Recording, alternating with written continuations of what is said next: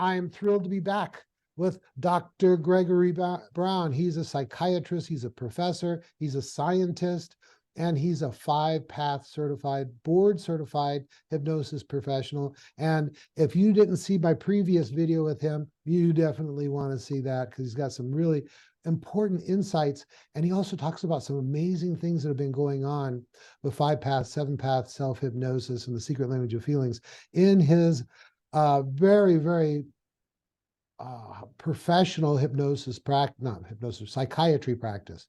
All right, let's see. And he's happy enough to stick here for a little bit, so I get a couple more videos out of him if I can. And so the other day, I've been talking to him, and he says, we really need to do some research on this 7th path thing. And so I'm going to kind of give us he said we can call him Greg. Greg, can you kind of tell us a little bit about what got you interested in doing the research and kind of the steps where you're at and where you want to go and stuff like that? So because 7th Path had been really powerful for myself and really powerful for the patients who had been coming in, I thought that it would be really useful to try to get a database that we actually did some measures pre and post, and to see how people change and to actually measure that. And since I do have the School of Medicine semi at my disposal on the other side of this, I spoke with one of the research directors at the school, because I thought, well, we have two interests that are coming together here right now. One is I have the interest in 7th Path self-hypnosis. The School of Medicine really has an interest in focusing upon student burnout. Oh. And not only in medicine, I think that would be across the health professions, but we've seen massive increases in burnout rates at really early levels of training, especially since the whole COVID thing came along and put additional stresses on trainees at all levels. And so, talk to people, talk to more people, talk to more people. And we are interested in actually getting a cohort of incoming medical students, and perhaps nursing students as well, and other health professional schools within the entire UNLV system, perhaps even outside of that system once we develop the protocol. But to actually get a group of students who will go through the full 7th Path training, and have some pre-assessments related to anxiety, depression, burnout, and stress. Mm-hmm. Then get them through the steps, and then do follow-up surveys with them at completion, 6 months, a year, 2 years, potentially up to 4 years, because that's how long medical school will be. Mm-hmm. And then compare those scores with the scores of people who were not doing that practice, mm-hmm. to see if we're able to stave off burnout rates for students, and to give them a way of progressively internally coping throughout the time. Now, we do have some data, and it's used a lot, that mindfulness type meditation practices reduce burnout rates for professionals. And so we actually have something with which we could actually compare as well. But I think starting to get some research protocols in play that look at pre and post in comparison with other students who aren't part of it as a control group would be a really amazing piece of data to put 7th Path potentially right up there with mindfulness in terms of the literature, in how we can actually help students and professionals later in life reduce burnout rates and be able to remain effective and enthused about their work and enthused about what they're doing. Because I suppose you'd have to be in the medical profession to understand the stress that's involved in the training and internships, and then actually then starting a practice and all that. And it's just a lot of pressure. It's tons of pressure. And I mean, in psychiatry, we have a little bit lighter hours than maybe surgeons do. But if you think that, a surgery resident can go in and work literally 24 hours, having perhaps a break to eat something and go to the bathroom, but probably not to sleep.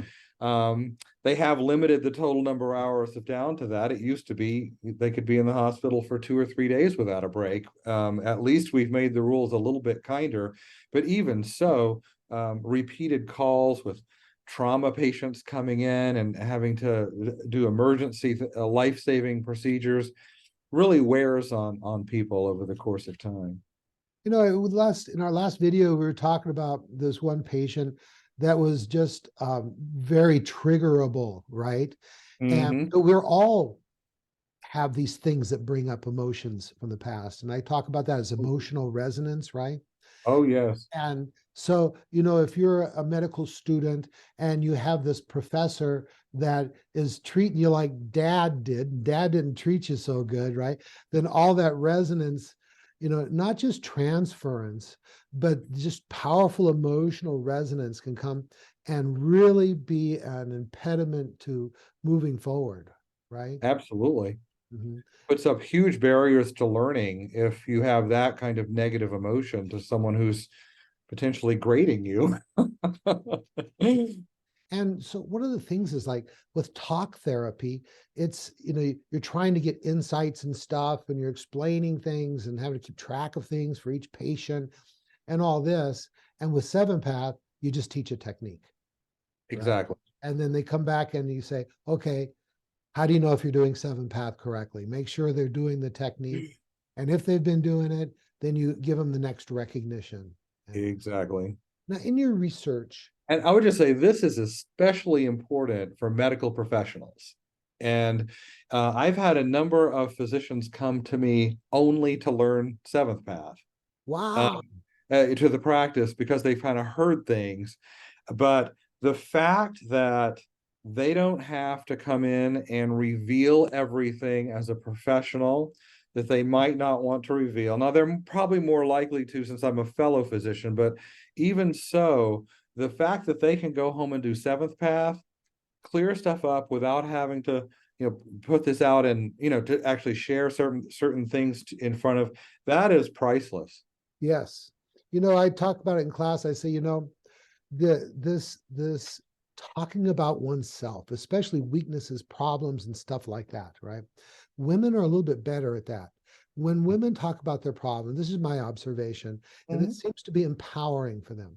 But men, because I say we're all mammals and we share that link.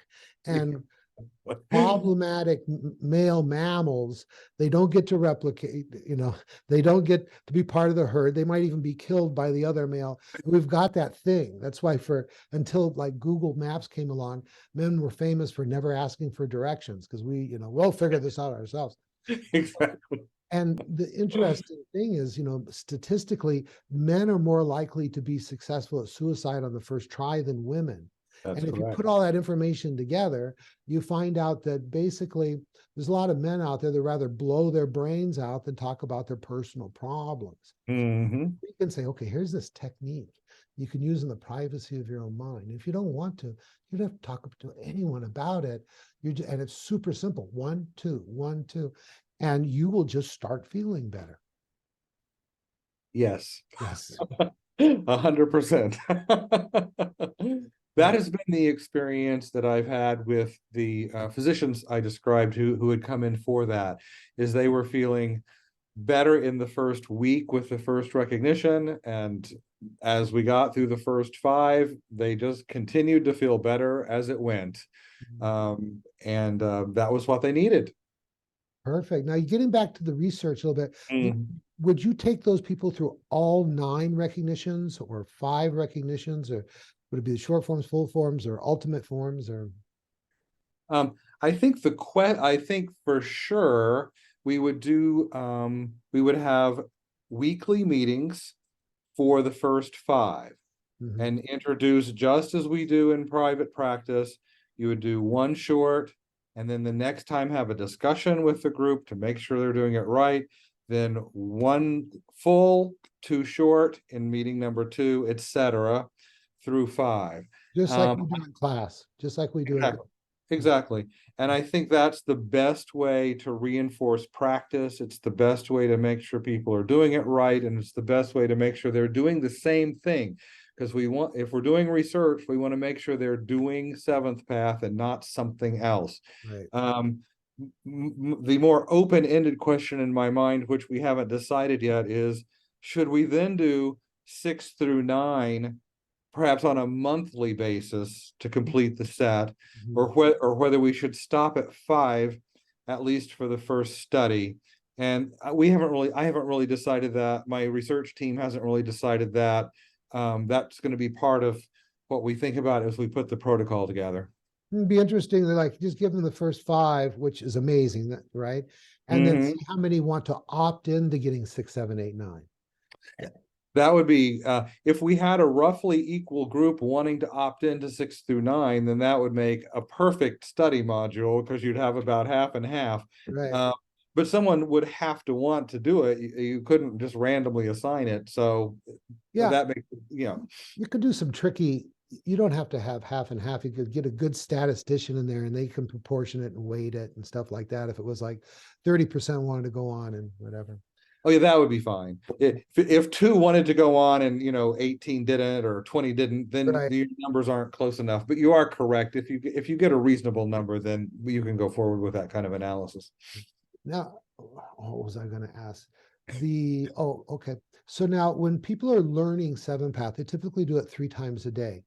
But Yeah. then once they've kind of found their balance, they go into this maintenance mode where they do it twice a day. Would you do something like that with them?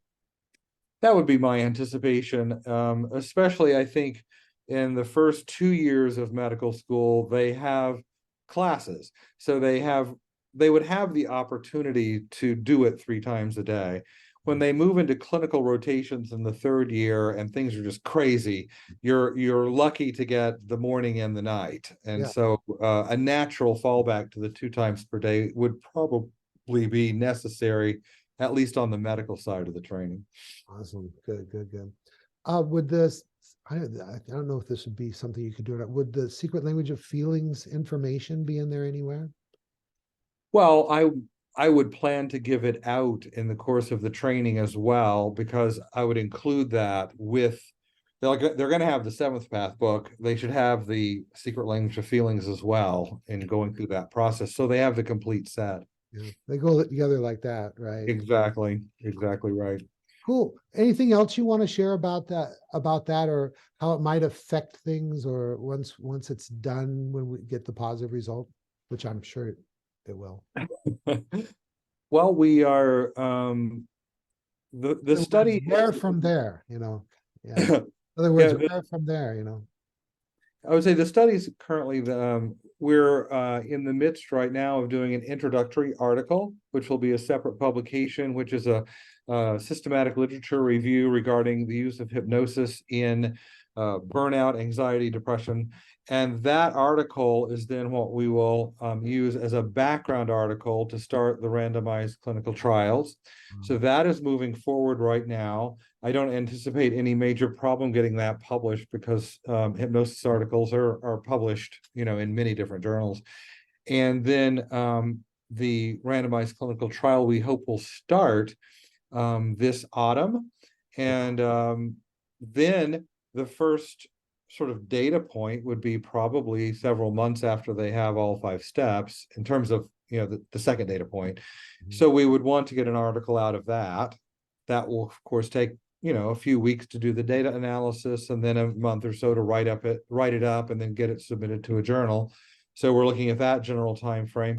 And then at regular intervals, we would be wanting to do additional follow-ups to make sure that it's a lasting effect, people still doing it, and then get another article out of each. So we'll probably have a few years of continuing articles looking at each phase in this process over time. Oh, that's amazing. Well, thank you for, bringing your open mind to the subject, being that person that had that experience as a child that opened your mind to hypnosis, and then to bring your your professionalism and, you know, your expertise into this thing that we call 5-path and 7-path is so much appreciated. You are a valued member of our 5-path community, and I think we're going to do great things together.